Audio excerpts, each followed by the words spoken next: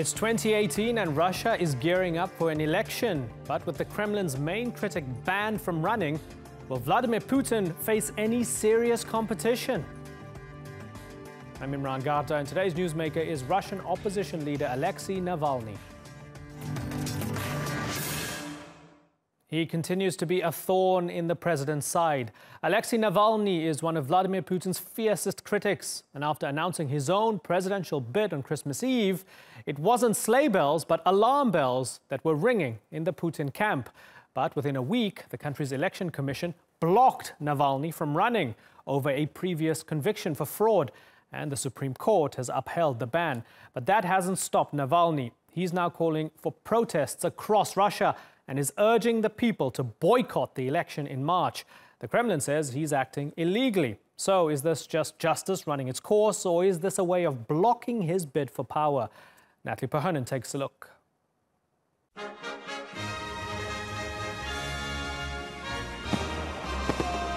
As Russia rang in the new year, President Vladimir Putin had a message for his citizens. Мы вместе и в наших общих повседневных делах.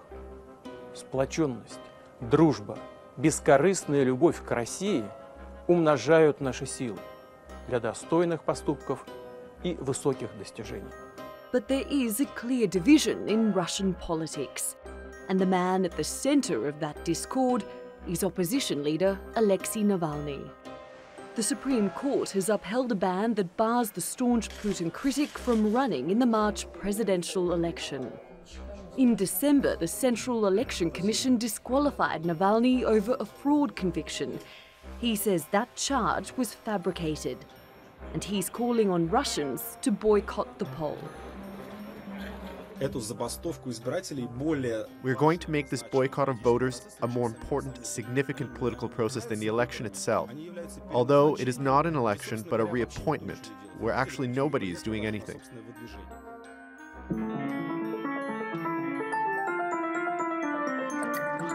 Navalny's attempt to run for the presidency was always a long shot.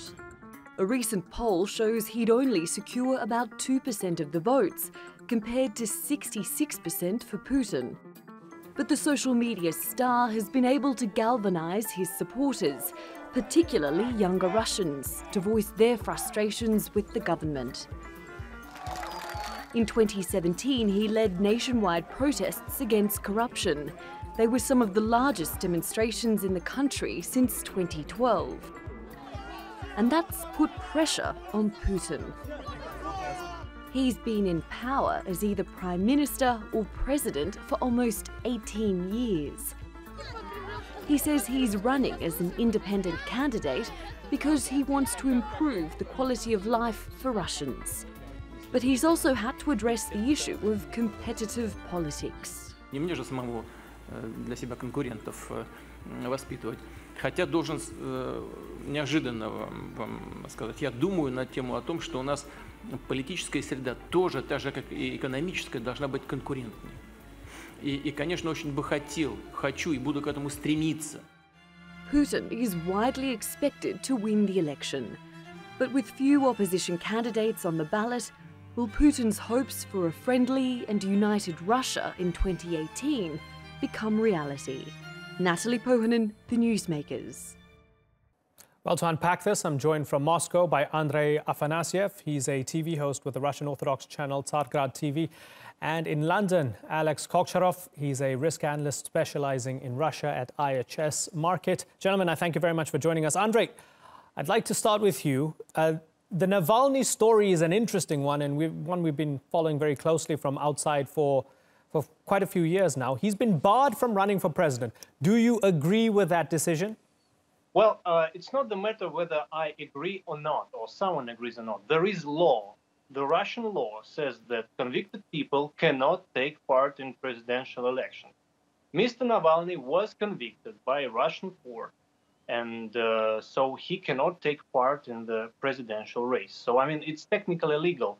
And if we talk about Navalny being the competitor of Putin or someone else, it's absolutely ridiculous, I would say, because, well, as a representative of a younger generation of Russians, I'm 28 now, I can tell you that he absolutely does not answer and does not represent the position of majority of the people. In the package that we saw before our our interview, first of all, you said that Navalny has about 2% of support of Russians. Well, I'd say even less. Okay, but what's interesting is that, I'm sorry to interrupt you, what's interesting is that on the one hand, and I've had this discussion a few times with people from Russia who say on the one hand, oh, he only has 2% of support. On the other hand, we need to crush him.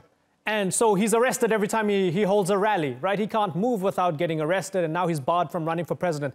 If his support is that small, why is he treated like a threat by the Kremlin then? It can't be both, can it? Well, first of all, he is not arrested every time. He's arrested only when he organizes an illegal rally that is not discussed with the local authorities. And I can tell you that usually he does it for PR, to show that he is oppressed, that he is arrested. But technically, he does it on purpose because he needs PR, he needs to be present in media. And the only way for him to do this is to break the law. So he breaks the law, gets arrested, and after that, he says, I'm the victim of the regime. Okay. Well, you know. Okay, so let me bring in Alex. Okay, fair enough, Andrei. Okay, let me bring in Alex here. Alex, so we have Andrei believing that Navalny is breaking the law, has broken the law in the past. He's a convicted fraudster. That's why he can't run for president, no more, no less. What do you think? Well, obviously, this has nothing to do with the law because, as you know, it was very clear from the start that the Kirovles case in which Navalny was actually tried was on completely made-up, trumped-up charges. The European Court of Human Rights actually quashed the original Kirovles ruling as politicized. But Navalny was retried and an identical ruling was produced because the courts in Russia, unfortunately, do not serve the purpose of keeping the law, but rather to make sure that those people who are actually in power can stay in power pretty much indefinitely.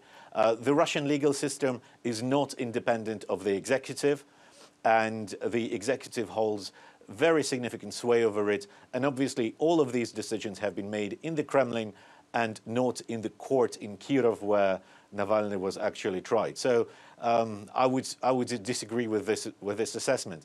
And the fact that Navalny is being excluded from the election, it shows that the Kremlin feels threatened. It doesn't want to have any uncertainty in the March 2018 election.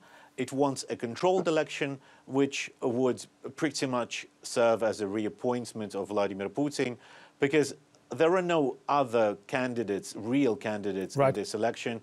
All of the people who are going to be on the ballot are going to be effectively political stand-ins. Okay.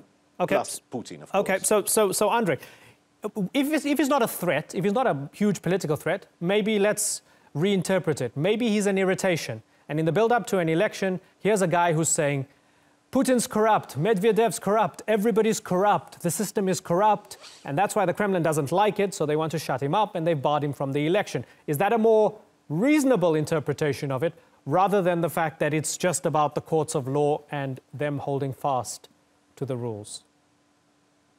Well, I can tell you that Navalny is just any other standing, like any other standing candidate here in Russia. So, I mean, there is no difference between him or Ksenia Sobchak, who is also considered so-called liberal candidate, or Grigory Yavlinsky or someone else. All of them will get like 0.5 to 1.5% of the votes, and that's it. So, I mean, if Kremlin was really scared and shocked and afraid of independent, so to say, liberal candidates, they would block everyone. They would block Yavlinsky, Sobchak, Boris Titov. There are actually a lot of candidates with liberal, pro-Western, globalist agenda, more or less. Okay, Andrei, so if I can come in here, I just want to ask you, because you mentioned Ksenia Sobchak. She's been labeled a fake opposition candidate, essentially fake competition, a spoiler candidate, a sock puppet for Vladimir Putin. Is there any truth to that?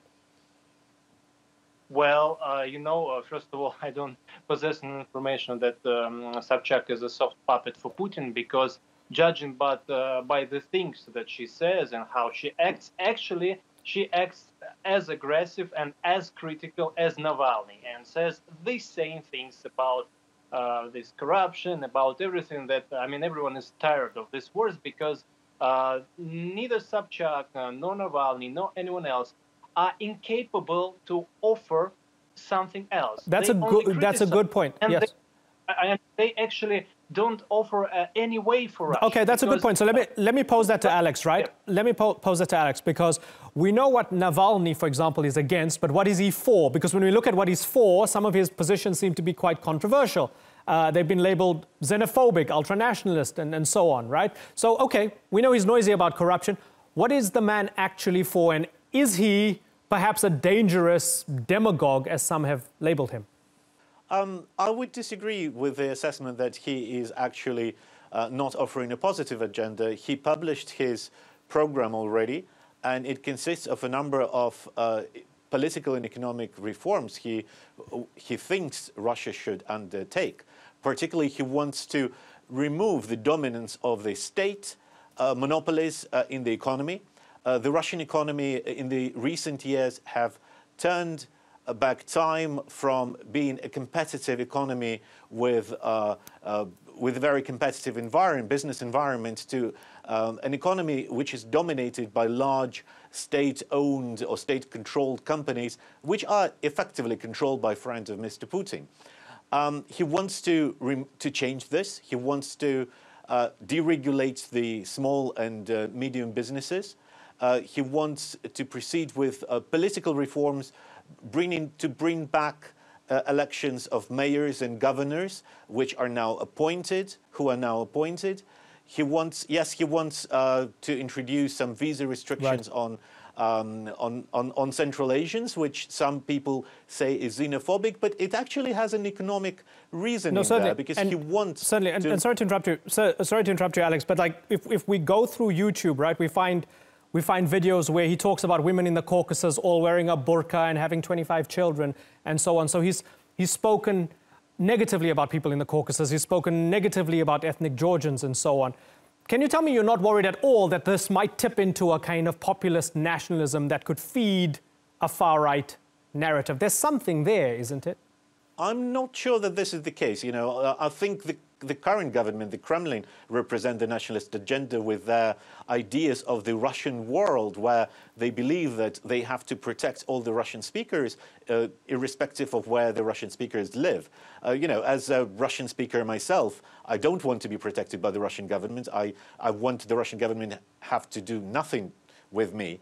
And the fact that they actually believe that they have a voice, to represent people like me or other Russian speakers living, outside of Russia, is actually dangerous and nationalistic. And they use this agenda to annex Crimea and start the armed conflict in Ukraine in 2014. Right. So I think actually the Kremlin is a nationalist, not Navalny. Okay. Andrei, let me ask you, wouldn't you be disappointed then that he can't run? If you feel the guy is irrelevant, he doesn't have much support, he's a nobody, then put his support to the test. Wouldn't you be happier if this man ran in the election in March, got 2 or 3%, and you can say, look, I told you, he's nobody, he's not Putin's competition.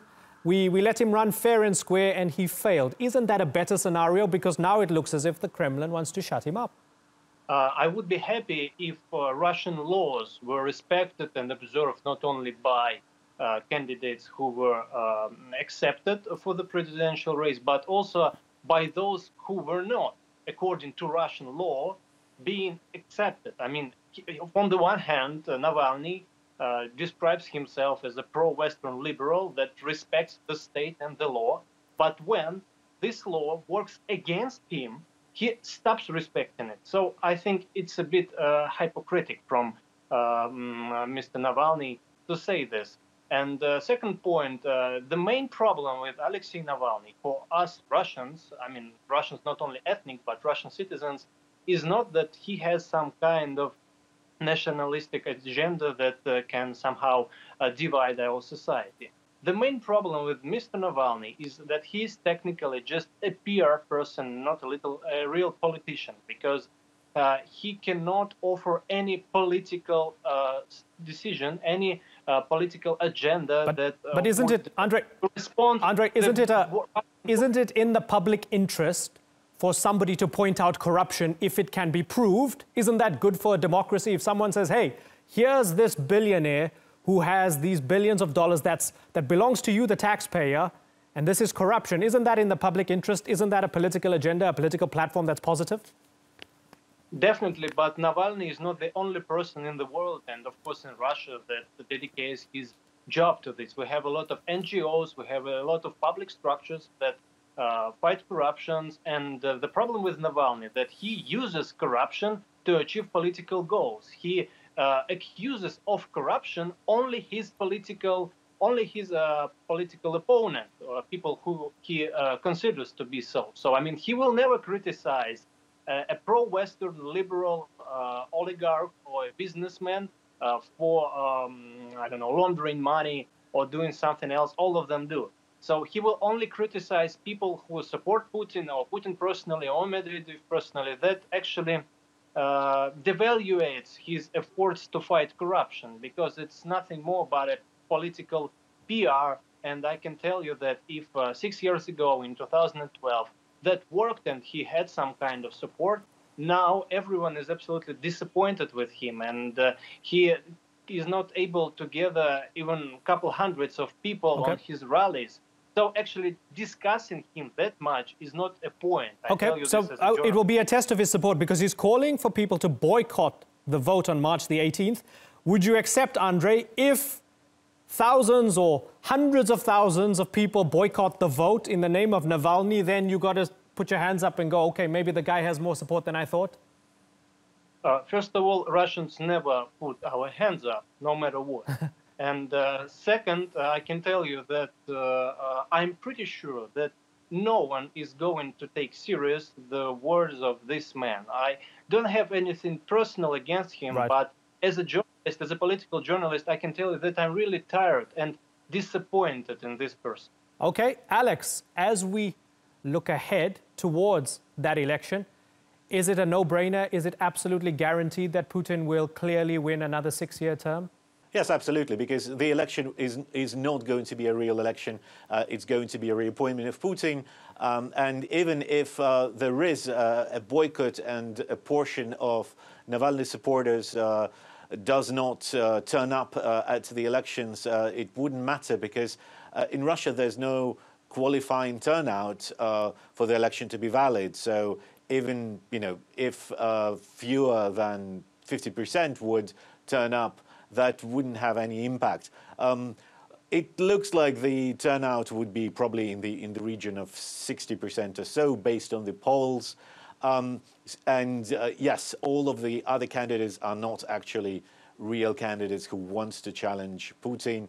So Putin will extend his current term for another 6 years. At the same time, I would expect that there would be political protests ahead of the elections and potentially after the election date. But probably they won't be as large as those elections which we witnessed in 2011, 2012. But interestingly, a lot of the protest activity is likely to happen outside of Moscow or St. Petersburg, but rather in the regional cities. We have seen a significant increase in protest activity in the regions of Russia, in the regional cities in the past year. Okay, well, we'll be watching the streets and the corridors of power. 2.5 months to go until the Russian presidential election. As things stand, Alexei Navalny will not be competing in that election.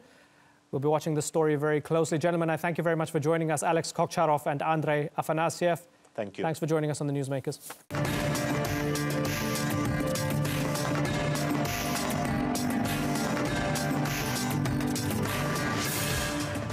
Still ahead on the Newsmakers, 1 year on from the deadly terror attack on Istanbul's Reina nightclub, is the security situation in Turkey now stable? And looking to the future, we ask a leading geopolitical forecaster his predictions for the year ahead.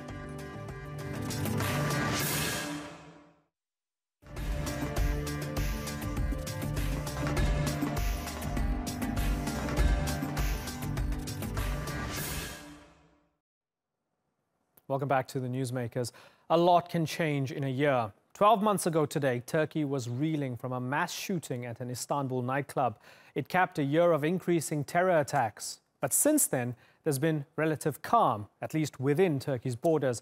However, with Daesh losing control in Iraq and Syria, do the escaping militants pose a new threat?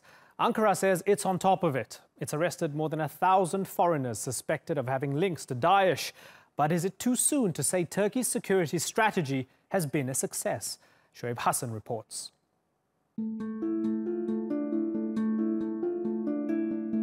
It was an attack that shook Turkey to its core and reverberated across the world.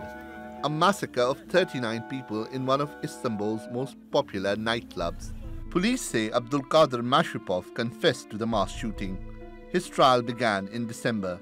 Mashripov said the attack was in retaliation for Turkey's operations against Daesh and would continue if Ankara didn't stop. Many, including the country's top leadership, believe the attack was also aimed at widening the divide between secularists and conservatives in the country. Olaya atfedilen değerler üzerinden bir çatlak oluşturup toplumu kutuplaştırmak olduğu çok açıktır. Instead, people in Turkey came out in unity against the attack as Ankara launched a massive investigation into Daesh terror suspects.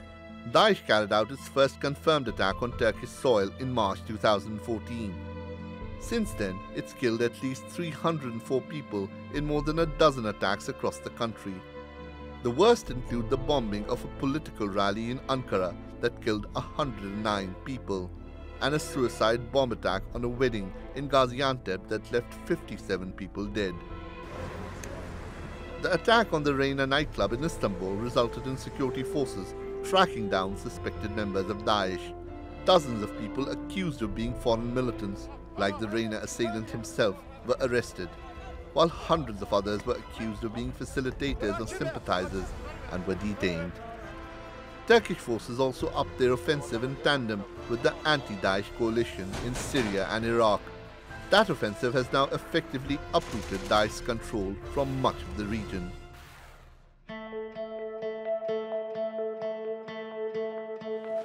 These methods seem to have been effective, especially in Turkey. Since the attack on Reina, Daesh hasn't carried out a single significant attack in a major Turkish city. Well, I'm here now in Ortaköy, close to where Reina is located. It's about half a kilometer down that way on the waterfront. It was demolished a few months after the attack. But now, a year later, the crowds have returned here. Last night, hundreds of people were out here celebrating the new year, and with them, a sense of security seems to have returned to Istanbul. But some fear this security could once again come undone. A recent deal between rival Syrian forces allowed Daesh militants to escape sieges on their strongholds. The SDF commander came back with the backing of the US administration, agreed for those terrorists to head to Deir al-Zor. They took guarantees, some families with them as human shields so that they would not be targeted. That day we put out a false announcement that there had been mediation by tribal figures. Officials say this includes foreign fighters, and the way home for them runs through Turkish territory. Could this allow the terror group to resume attacks, or have the Turkish authorities fully adapted to the threat? Shoaib Hassan, the Newsmakers. Well, to discuss this, I'm joined from Ankara by Sertaç Korkmaz. He's a terrorism expert and a researcher at the Center for Middle Eastern Strategic Studies. In Washington, we have Ted Karasik. He's an advisor at the think tank Gulf State Analytics. And completing our panel from New York is Ali Çınar. He's the president of the Turkish Heritage Organization. Gentlemen, I thank you very much for joining us. Sertaç, let me begin with you. It was a horrendous attack a year ago, and it was after 18 months of constant terror attacks in Turkey, especially in the major cities, but a relatively quiet year now. To what do you attribute the quiet year?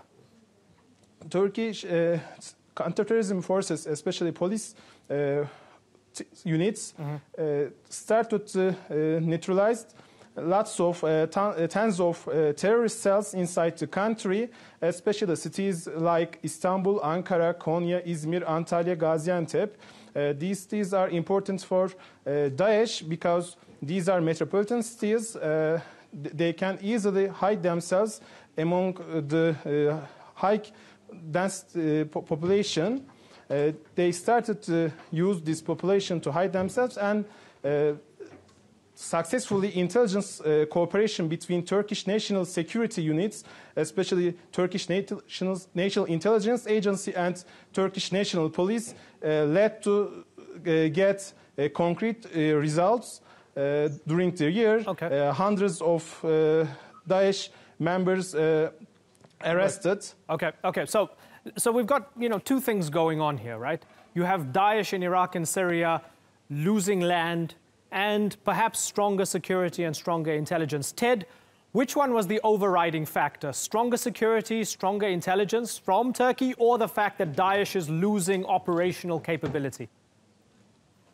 I think it's a combination of all of these factors, simply because the Islamic State has collapsed. I'm sorry.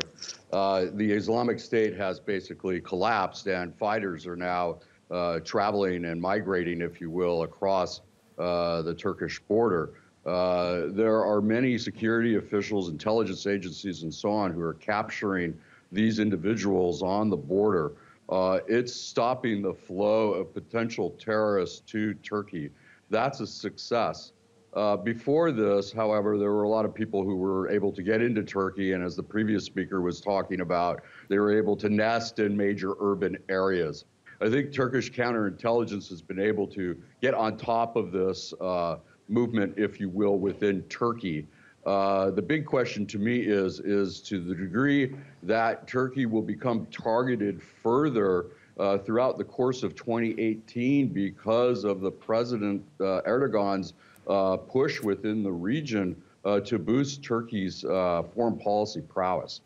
This might draw extra attention from the escaping jihadists. Okay, and this is interesting. So, Ali, in a way, it's what's happened over the past year, or the quiet year in Turkey, seems to have made a mockery of the theory that the more ground that Daesh loses, the more likely they are to lash out and conduct terror attacks in other cities and capitals. And it's harder to hit a place like Paris than it is to hit a place like Istanbul or Ankara. So Turkey was seen as the softest target. And the idea was, the more ground they lose, the more they're going to attack you. That hasn't happened as they've lost ground. So what's going on here, Ali? What's at the genesis of this? Well, I mean, it's a good point that Daesh frustration in Syria and Iraq impacting on other countries, including Turkey and some European cities. But the Turkish military also was very active in Syria to take against, fighting against terrorism in the region, because you cannot protect the terror activities in only Turkey. So, and the intelligence sharing, Turkish military and the Turkish police divisions are very stronger fighting against Daesh and PKK. So we see a much stronger results right now in the region. And the border right now, when we look at the border security, it's also stronger comparing with 2016. As I said, there's a big frustration from the Daesh. So they start to move to the other countries to, have some more chaos in other countries. But Turkey was very successful in 2017 fighting against terror. And it seems like 2018 also, Turkey will be taking more actions against terrorist groups. Right. So, Sertaç, Turkey has foiled terror plots. It has arrested Daesh suspects. We saw in the past week, hundreds were rounded up. There was tight security over New Year's Eve across the country, but particularly in the big cities. All of this under the umbrella of a state of emergency. So people will say, okay, fine, this is great. We're being kept safe. Our people are not being blown up by terrorists as they had been in 2015 and 2016. But then there's another question that has to be added to that. Can this only work under a state of emergency? Will the state of emergency be forever and ever for as long as there's a terror threat? I think we should underline the importance of emergency situation, because if we maximize the national security of Turkey, we need this during the whatever we need. We have to consider the importance of this emergency situation. But to get effective results, concrete results against counter-terrorist threats, we should maximize the security countermeasures to minimize these threats. Okay, let me ask. Okay, fair enough. So let me ask Ali. Ali, would the state of emergency need to go on for as long as is necessary because it seems to be working in foiling terror and has for 12 months? I mean, it seems like it's working. I mean, remember that Turkey is fighting against terror. It's not only Daesh, PKK, Daesh, KPC, that there are different terror organizations in Turkey. So because of the national security risk, the emergency right now is needed, and it will continue, it seems like, in 2018, and it's working for Turkey. And when we see the terror activities less and less in Turkey, then the Turkish administration will decide to remove the emergency decision. But for now, it seems like 2018, it will continue to fight against terror because of the many terror organizations operating in Turkey. Yeah. Ted, what you said about Turkey and President Erdogan pushing more deeply into the region or broadly into the region, perhaps making Turkey more of a target, maybe it's the other way around. Because I think of what President Putin had said to President Erdogan in his New Year's message, and I've got the quote here. He said, "By working closely together, our countries have succeeded in preventing the terrorist threat from spreading further across the Middle East." What if, Ted, it's the other way around? What if, in the past couple of years, as Turkey has strengthened its relations with Russia, has got on at the table with the Russians and the Iranians at Astana and so forth, that has made Turkey less of a target, and maybe the policy a couple of years before that made Turkey more of a target? Could that be plausible, perhaps? It is plausible indeed. I think it's important to look at the Russian-Turkish relationship when it comes to countering terrorism. Clearly, the two countries share intelligence on this issue. Although I would have to argue that Turkey came into the intelligence picture later, whereas Russia was working with Jordan and some other countries about tracking down Daesh in the Levant. The important point here is that the intelligence services of Russia and other countries in the region are able to work together to prevent terrorists from migrating through Turkey, if you will. And we're seeing these migration routes out of the Levant, not just through Turkey, but through other routes as well. So the cooperation between Russia and Turkey perhaps is pushing Daeshites to migrate through other routes and away from Turkey. So that might be a factor. Right. Ali, as you mentioned, Turkey is facing multiple threats. So it's not just Daesh, it's the PKK, it's DHKPC, it's the Gulen movement, FETÖ, also listed a terror organization. Now, they all operate differently. Daesh as a kind of nihilistic jihadi organization, the PKK kind of Marxist-Leninist, similar to the FARC and how they did it in Colombia, DHKPC far left with bombs, FETÖ, more like a criminal syndicate. So you've got all these various ways these groups operate. They have a different modus operandi depending on which group you look at. How do you then have a specific policy for each group, or do you just have a broad anti-terror strategy that scoops them all up? Surely that wouldn't work. It's very difficult to collaborate for these different terror organizations because the strategy and the activities are totally different. The FETÖ is more active on the lobbying side and the PR, but the Daesh is more active, PKK are active on the ground. So the Turkey has to have a different strategy fighting against these terror groups. And in the meantime, it's very important to collaborate with the allies. I mean, Russia is also important right now for the fighting against Daesh, but Turkey still needs United States support for the intelligence sharing. It's very important that Turkey collaborates with European Union and United States for fighting terror organizations. So it's a kind of collaboration, but at the same time act a different strategy for each terror organizations at this moment. Sertaç, do you worry that the more strained relations there are between Turkey and the European Union or Turkey and the United States, it hasn't been great recently, that perhaps they'll be coordinating less on terror and trying to stop terrorism? At international level, we need more cooperation. If you don't make more cooperation between countries like between United States and Turkey or European Union and Turkey, we can't defeat terrorism alone. We need more cooperation. Just remember, last week there was another support on international level combating against terrorism by United States. There was a draft at UN titled 2396. It was based on cooperation, increasing cooperation between countries to get more detailed data about persons to prevent possible terrorist attacks in future by which are possible to come by foreign terrorist fighters. I give importance to international cooperation. Yeah, and there was a criticism that among the Europeans there wasn't cooperation before the airport attack because one of the attackers was allegedly flagged by Turkey beforehand, but that wasn't taken seriously by a European nation. Ted, a year from now, on the first day of 2019, are we going to be talking about Daesh in the past tense and a diminished terror threat not only in Turkey but worldwide? Unfortunately, I think it's going to continue and spread.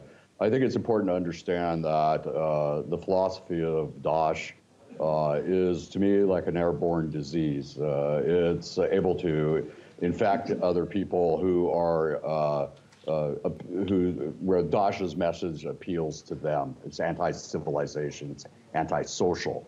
So we're seeing Daesh pop up in other places, like in Southeast Asia, and the Philippines, and Sinai, and so on, Libya. This expansion is going to continue of the ideology. So I do not see this year a retreat of Islamic State. In fact, I see them trying to push their agenda in other regions. Ali, do you share that pessimism regarding Daesh, or are you more optimistic?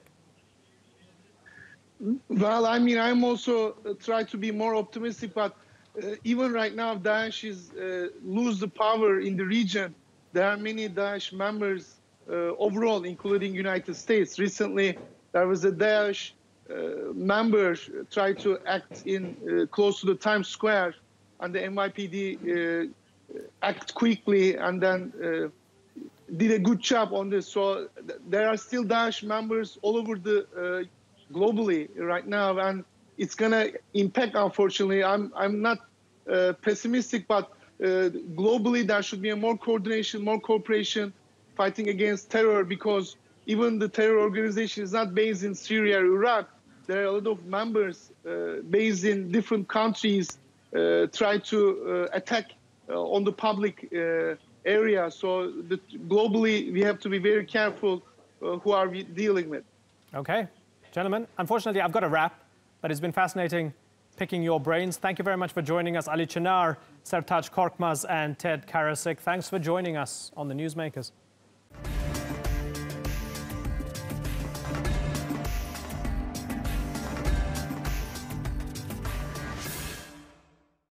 People around the world have celebrated the start of a new year. For many, it's a time of reflection and a chance to pause to consider what the future holds. We thought we'd do the same here at the Newsmakers. 2017 saw Donald Trump inaugurated as US president and start a war of words with North Korea. Kim Jong-un repeatedly launched missiles, Iraq said it defeated Daesh, and Turkey drew closer to Russia. So, what will 2018 have in store? Well, we don't have a crystal ball to show us the future, but we may have the next best thing. Joining us from Austin, Texas, is one of the world's leading geopolitical forecasters, George Friedman. He's also the author of the book, The Next 100 Years, a Forecast for the 21st Century. George, good to have you on the program again. In general, did 2017 turn out the way you had expected it to? On some of the major issues, yes. I mean, China, Europe. The thing we were most surprised about was how quickly Daesh collapsed, particularly in Raqqa. Mm-hmm. It had been a major force stretching from Iraq to basically Syria. And now it's still there, but it's dispersed. So on China, it did what we thought it would do. Europe did what we thought it would do. The United States pretty much did what we thought it would do. But the Middle East was surprising. Yeah, interesting. And it's interesting that you say that the United States did what we thought it would do, because many people would distinguish the maverick-like personality of Donald Trump from trying to forecast what the United States would do. I know you think a little bit differently and a bit bigger, but 1 year on, did Trump basically go according to plan? Has he been constrained by larger forces than his personality can contain? Well, the President of the United States is the weakest leader in the Euro-American world. He really doesn't control the country. Congress does. And Congress blocked him on many domestic issues. And on foreign policy, the United States, there's been a great deal of continuity. You know, our strategy toward China, our strategy toward Europe, our strategy toward the Middle East has not taken any radical turn. What has been surprising was something that North Korea did, and that changed the pattern of activity. But even here, Trump has been very cautious. We pay far too much attention to what he says and far little attention to what he does or can do. So in that sense, if you go back to Obama's foreign policy and you consider not what Trump said, but what has happened in American foreign policy, there's been more continuity than discontinuity. What's the likelihood of war with North Korea in 2018?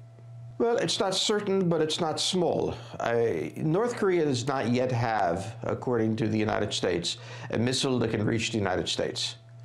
On the other hand, it was very difficult to imagine the United States living with a North Korean missile because the North Koreans have threatened the United States with a nuclear attack. This is something Pakistan hasn't done, that Israel hasn't done. It makes North Korea unique. Of course, the danger to South Korea is substantial. South Korea is an ally, so the United States is in a very difficult position. But I think if North Korea continues moving forward, and it really has stopped its development in some sense, but if it continues to move forward, I think the chances of the United States taking military action preemptively is fairly high. And would that necessarily lead to a nuclear exchange? The United States would not attack North Korea with nuclear weapons. I mean, this is not going to happen. The United States, if it chose to do this, has conventional forces with which to deal with it. But it would be designed to prevent a nuclear exchange. So the red line for the United States, and I think this is a real red line, is if the North Koreans actually develop a weapon that can reach the United States, before that happens, we would have to make the decision. But I do not think that this is going to be a nuclear exchange, even if war happens. The United States has no intention of going nuclear.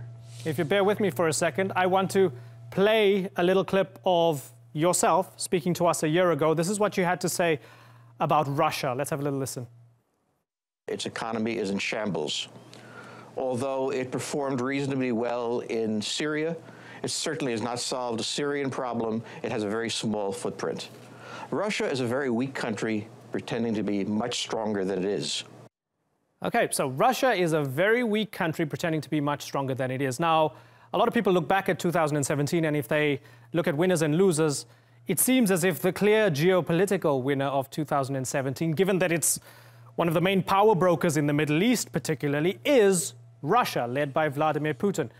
Do you still believe it's a very weak country pretending to be strong? It looks pretty strong right now. From the standpoint of a small country, Syria, yes. But Russia lost Ukraine, which is a major buffer. It has not been able to regain it or even to make serious inroads in it. Russia's relationship with the United States is terrible. It has made all sorts of problems in the US elections, but the result has been intensifying sanctions. The Europeans are not friendly with it. The Chinese will be friendly, but they're very far away from Russia and can't do much. From the Turkish point of view, Syria is a major event. In a practical sense, it really isn't. It isn't even that important to Russia. The survival of Assad is not a fundamental strategic interest to the Russians, but it simply showed that they could do something. Right. There is a huge difference between doing something and being strategic. Interesting. Now, you said something fascinating about Turkey. I know you've been pretty optimistic about Turkey over the years, and you believe that it will become a power.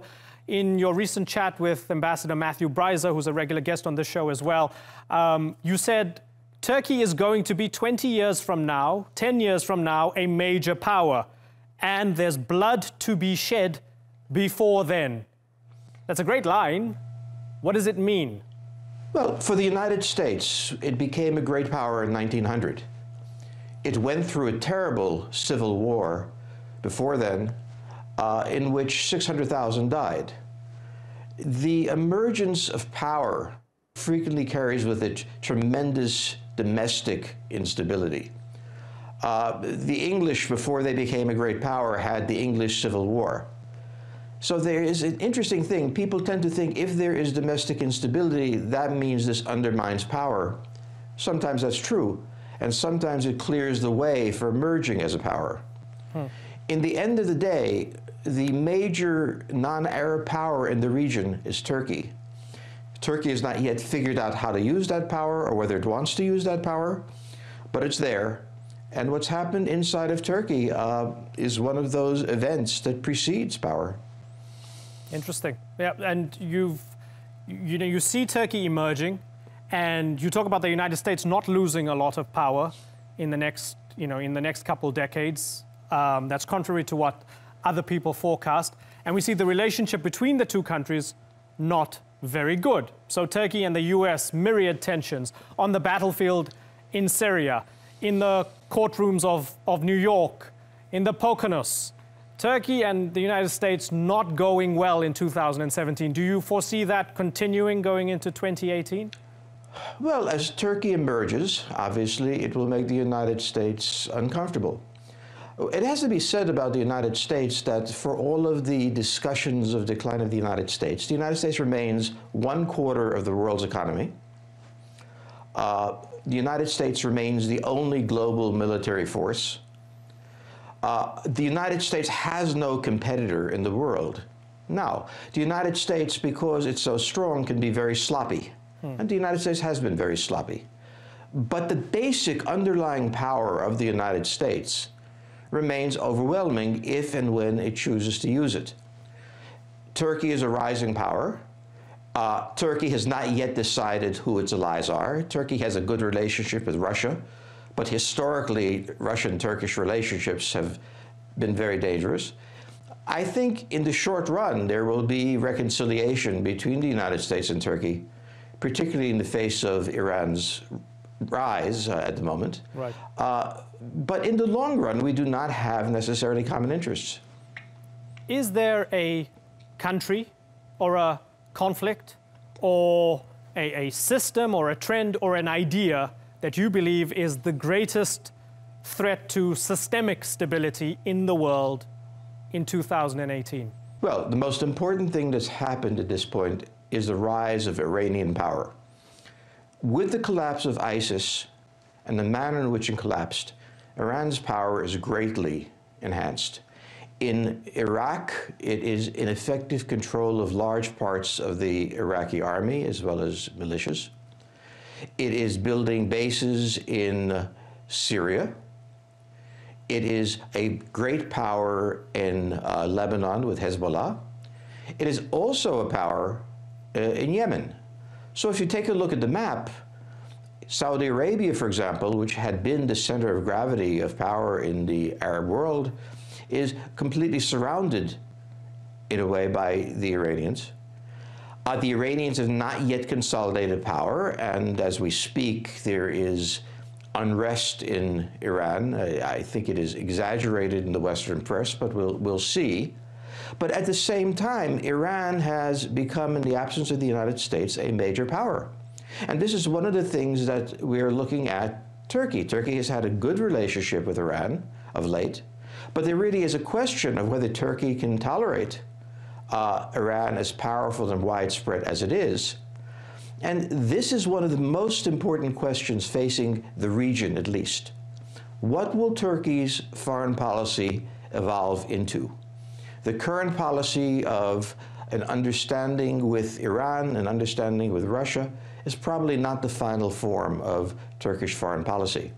So the question of Iran's rise raises the question of Turkey's response.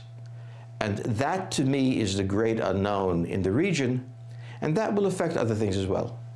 Are we, very finally, is there less of a likelihood of a global war than there was maybe a couple years ago, where you suggested that some of the trends reminded you of the build-up to previous world wars? Yes, well, the argument we make is there is always in every century a war. We don't see it nearby. We think it'll happen in 20, 30 years. There'll certainly be a war. What I see happening in the world is we are absorbing the consequences of two events. First, the fall of the Soviet Union, which left the United States as the only global power, and the world and the United States has not yet absorbed what that means. And the second thing we're absorbing is the events of 2008, which changed the international economic system. In Europe, created a massive fragmentation of the European Union and a transformation of internal politics, created an export crisis for China, and of course created deep economic problems for Saudi Arabia and Russia, which depends on a vibrant international economic system in order to export their energy. So two events have taken place. They are continuing to work their way through the system, but I don't see us facing imminent global war by any means. George Friedman, always a pleasure talking to you. Thank you very much for joining us once again on the Newsmakers.